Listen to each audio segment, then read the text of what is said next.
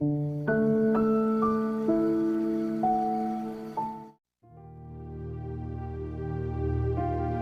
देव्युपनिषत्। स्वस्ति न इंद्रो वृद्धश्रवाः स्वस्ति नः पूषा विश्वेदाः स्वस्ति नस्ताक्षों अरिष्टनेमिः स्वस्ति नो बृहस्पतिर्दधातु। जिनका सुयश सभी ओर फैला हुआ है वह इंद्रदेव हमारे लिए कल्याण की पुष्टि करे। संपूर्ण विश्व का ज्ञान रखने वाले पूषा हमारे लिए कल्याण की पुष्टि करे। हमारे जीवन से अरिष्टों को मिटाने के लिए चक्र सदृश्य शक्तिशाली गरुड़ देव हमारे लिए कल्याण की पुष्टि करे तथा बुद्धि के स्वामी बृहस्पति भी हमारे लिए कल्याण की पुष्टि करे। ओम शांति शांति शांति। हमारे आदि भौतिक आदि देविक तथा आध्यात्मिक तापों की शांति हो। समस्त देवगण देवी के समक्ष उपस्थित होकर प्रार्थना करते हुए बोले, हे महादेवी, आप कौन हैं? कृपा करके बताने का अनुग्रह करें। तदनंतर उन देवी ने उत्तर दिया, हे देवों, मैं ब्रह्म स्वरूपा हूं। मेरे द्वारा ही यह प्रकृति पुरुषात्मक विश्व प्रादुर्भूत हुआ है। अज्ञानियों के लिए यह मुझसे शून्य रहित तथा ज्ञानियों के लिए अशून्य सहित है। मैं ही आनंद स्वरूपा एवं आनंद रहिता हूं।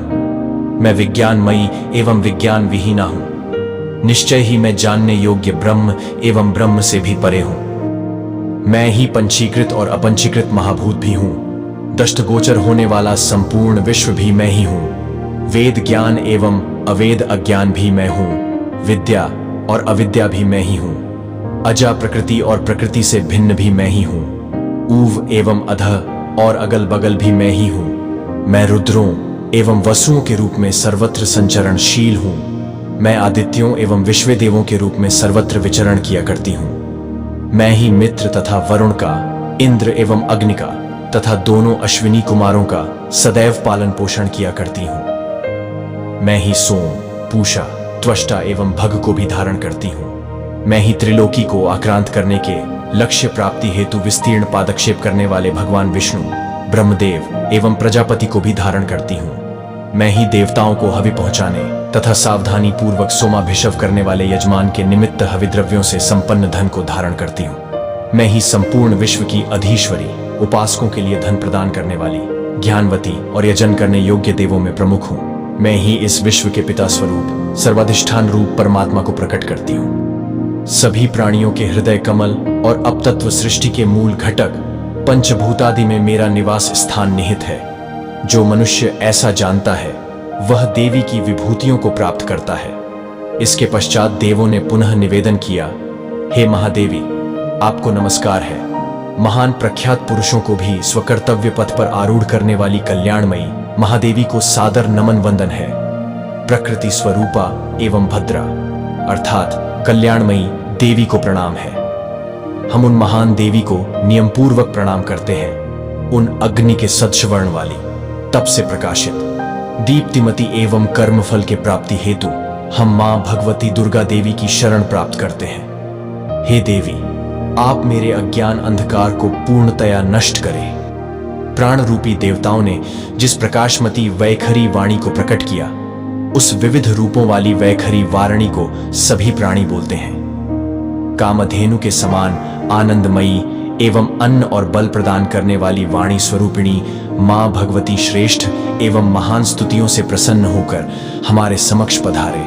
कालरात्रि, वेदों द्वारा स्तुत, वैष्णवी शक्ति, स्कंद माता, सरस्वती, देवों की माता, अदिति और दक्ष कन्या आदि रूपों में पापों को विनष्ट करने वाली एवं कल्याणमयी भगवती को हम नमस्कार करते हैं। हम माता महालक्ष्मी को जानते हुए सतत उन सर्वसिद्धिदात्री देवी को हृदय में धारण करते हैं। वे देवी हमें सज्ञान एवं सच्चिंतन की ओर प्रेरित करें। हे दक्ष, जो आपकी कन्या अदिति है, वे प्रसूता होने के पश्चात स्तुत्य हैं एवं उन्होंने कल्याणकारी अमृतत्व गुणों से युक्त देवों को प्रादुर्भूत किया है। आदि मूल विद्या इस प्रकार है: काम, योनि, वज्रपाणि, काम कला, गुहा, वर्ण, ह और स, वायु, अभ्र, इंद्र, गुहा, वर्ण, स, क, ला और माया आदि से विशिष्ट रूपा बहु सुखदात्री या सर्वत्र गमनशीला या ऐश्वर्य रूपा ब्रह्मस्वरूपिणी एवं आदि मूल विद्या प्रवर्धमान हुई है।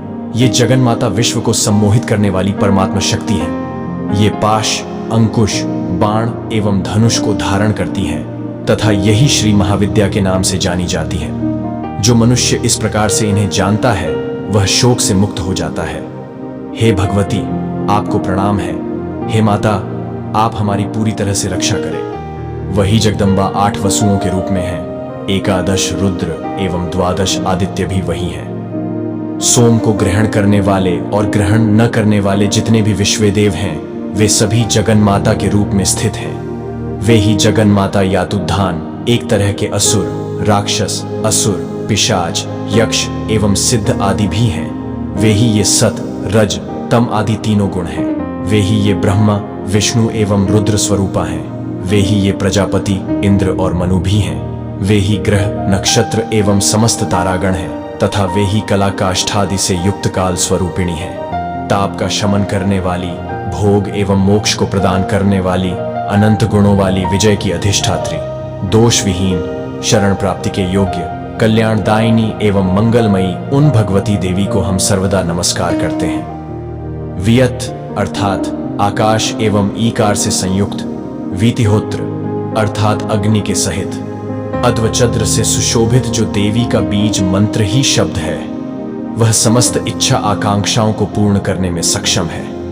इस एकाक्षर स्वरूप ब्रह्म का संयमशील साधुजन जो शुद्ध चित्त वाले हैं, परमानंद से युक्त हैं तथा अगाध ज्ञान के सागर हैं, निरंतर ध्यान करते हैं। ओम ऐं ह्रीं क्लीं चामुंडायै विचे। यह नवार्ण मंत्र साधकों को आनंद एवं ब्रह्म सायुज्य पद प्रदान करने वाला है। जो देवी हृदय कमल के मध्य में विराजमान रहती हैं, जो प्रातः काल के सूर्य की भांति प्रभा वाली, पाश एवं अंकुश धारण करने वाली, सौम्य रूपा, वर एवं अभय मुद्राओं से युक्त हाथ वाली, 3 नेत्रों से युक्त, लाल परिधान वाली तथा भक्तों की मनोकामना पूर्ण करने वाली है। हे देवी, आप महान भय का विनाश करने वाली, महासंकट को शांत करने में समर्थ एवं महान करुणामयी हैं। मैं आपकी वंदना करता हूं।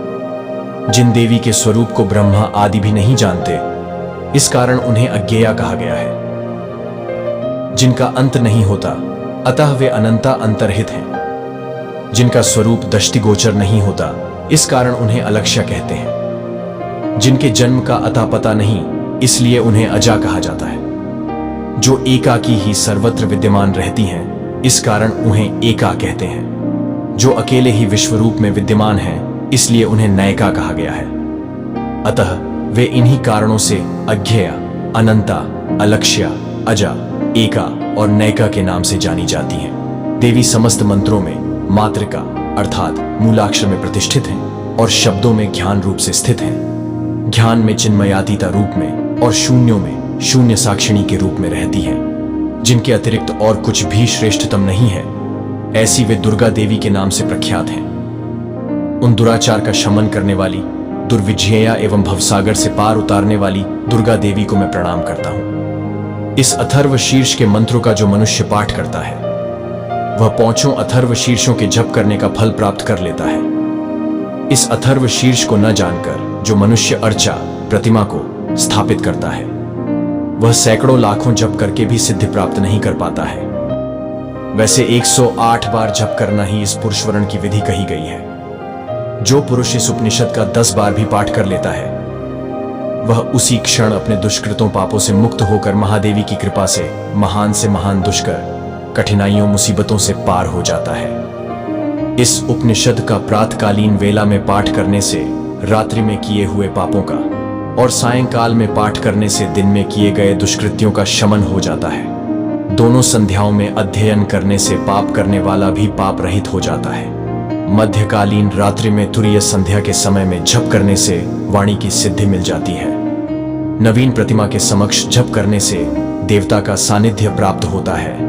अमृत सिद्धि योग मंगलवार को अश्विनी नक्षत्र में महादेवी के समीप में जप करने से मनुष्य महामृत्यु से पार हो जाता है। जो इस तरह से इस उपनिषद को जानता है, वह महामृत्यु से पार हो जाता है। ऐसी ही यह देवी उपनिषद है।